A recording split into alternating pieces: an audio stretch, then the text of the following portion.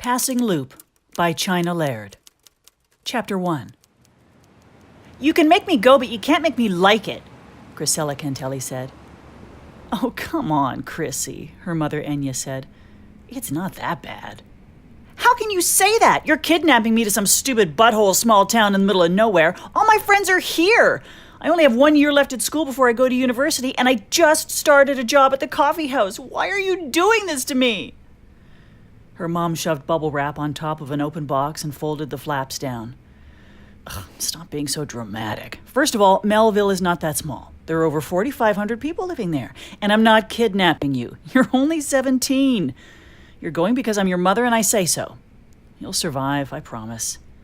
She ripped off a line of packing tape, pressed it down on top of the closed box, then added, "Besides, I think you could stand to make some new friends."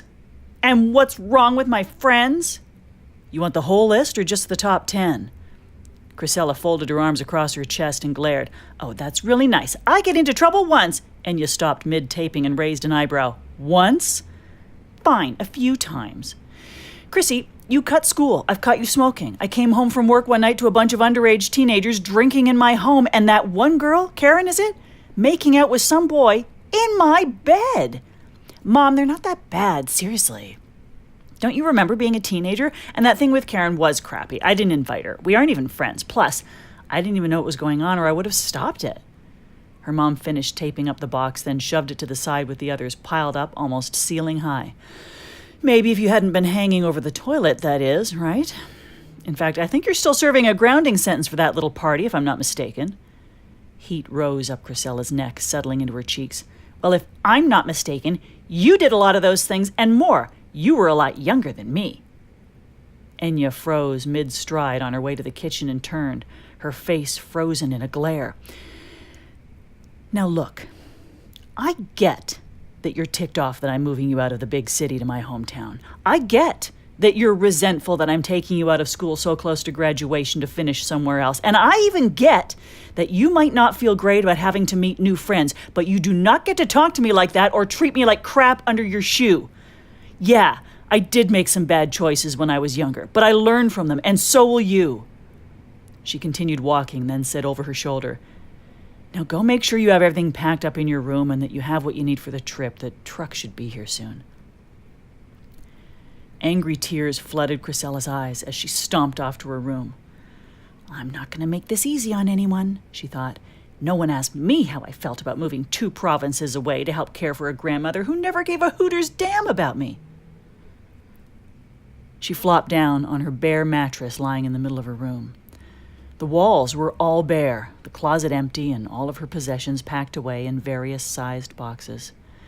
She flipped over onto her back, staring up at the ceiling fan. What happened? 2 weeks earlier, things had been awesome. She'd gotten a new job, had planned on saving up for her own car, and had actually been doing better in school. Then Lily Gran's doctor called her mom, telling her that the old woman had fallen and broken her hip. Her mom had decided that once Chrissella had finished the school year, they'd pack up and move to Melville to help her grandmother. Moving to a small town after living in the big city her entire life was going to be hard enough. The added bonus of being forced to live with Lily Gran was enough to make her want to jump from the top of her apartment building. "Still mad at me?" Without taking her eyes off the ceiling fan, Chrissella responded to her mom. "Of course, but you feed me and don't make me pay rent, so I'll force myself to be nice to you." Her mother's gentle, horse-like laugh echoed around the empty room. "Move over. I'll join you." Chrissella scooted over, allowing her mother to lie down. They didn't speak for several seconds.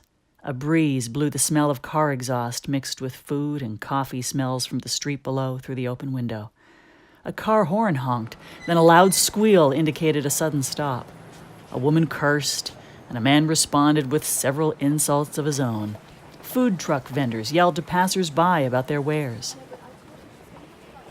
"And you're making me give up all of this toxic wonderfulness," Chrissella finally said.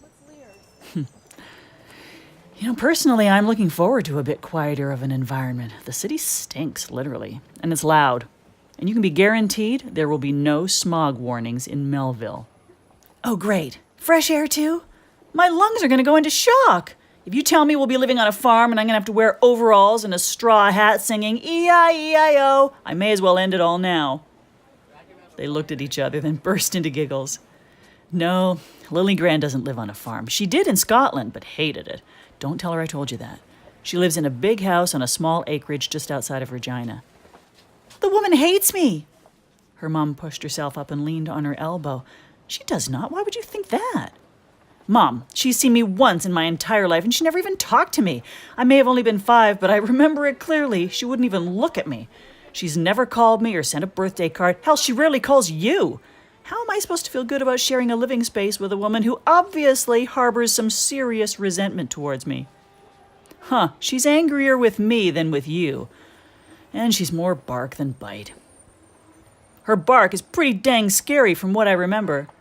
Nah, that's her natural tone and attitude. She's Scottish. Chrissella moved her gaze from the ceiling fan to her mom. Actually, her mom looked a lot like Lily Gran with her dark red hair, fair skin, and green eyes. The major difference is that her mother had a beautiful, kind face and was rarely without a smile, whereas her grandmother had a constant scowl.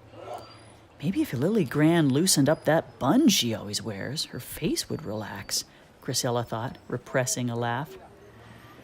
Give her a chance, Chrissy, her mother said, pushing herself up to her knees. You might find the two of you have more in common than you think. Doubt it. What about my art? I need practice with my sketching and painting if I'm going to go for a scholarship. Will Gran allow me to practice? Does this new school even have a scholarship program? I'm sure you'll still have your time for practice. And yes, they do have a program. We'll look into it there. Enya got up, stretched, then repressed a yawn. Tired again? You've been like that a lot lately. Oh, don't worry about me. It's probably just the stress of the move. I'll be okay, promise. Yeah, I totally get the stress part. Suddenly, a loud honk similar to the sound of a semi-horn blared from the street caused them both to jump. Well, that must be the moving guys. Her mother moved to the window and looked down. Yep, they're here. Let's get the last of the stuff ready. Chrissella groaned, got up, then leaned the mattress against the wall of boxes. She walked up beside her mom, resting her chin on her shoulder. Her mom leaned her head down on Chrissella's. We good? Her mom asked. Guess so. For now. Anyone you need to say goodbye to before we start loading up? Nah, I'll just text everyone later. That's if I can have my cell back. Enya kissed Chrissella's temple, then said, We'll see after we get everything all loaded up. Fine. The door buzzer went off in the living room, and Enya ran to let the movers in. Thank God we have an elevator, Chrissella thought. Otherwise I'd start chucking crap out the window. She took one last look around her room, and her eyes stopped on an old, ragged teddy bear she'd had since she was little. His dark brown fur was worn and bawling, and although it was faded, he still wore a beret and a traditional kilt of her family's clan. She had no idea where she got the bear or who named it Quincy, but he'd always been there. Her mother's voice calling her from the living room brought her out of her thoughts. Chrissy, the movers are up. Let's get going. Coming! She grabbed her backpack, stuffed Quincy and her sketchbook inside, then walked toward her door. I'm keeping one thing from my life here with me, she thought, and I won't make this easy for anyone. Get ready, Melville, and especially you, Lily Gran.